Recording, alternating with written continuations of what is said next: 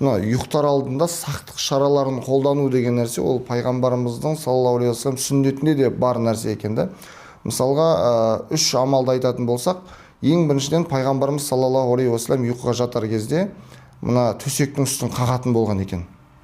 Бұл әртүрлі жәндіктерден, әсіресе ыстық жақтарда бұрын түрлі жәндік, шаян, басқа нәрсе болуы мүмкін. Ол кезде қазірімде жарқырап тұратын шамдар жоқ, қараңғы. Яғни пайғамбарымыз саллаллаху алейхи уассалам солардың зиянынан сақтану үшін осылай істеуді өсиет еткен. Екіншіден, мына май шамды өшіріңдер дейді. Ол кезде мұнда электр қуаты жоқ, май шамды өшіріп жату неге? Бұл түнде болатын өрттің алдын алу екен де бұл нәрсе.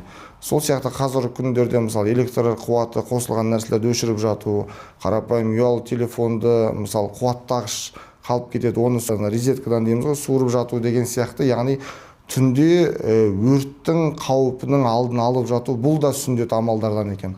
Ал енді үшіншіден пайғамбарымыз саллаллаху алейхи уассалам есіктерді жабыңдар, Алланың есімін айтыңдар, және де жабық есіктен шайтан кірмейді дейді. Бұл жаңағыдай жын шайтаннан адамды қорғауменен қатар, сонымен қатар ұры қарыдан да адам баласы сақтанып жатуына себепші болады.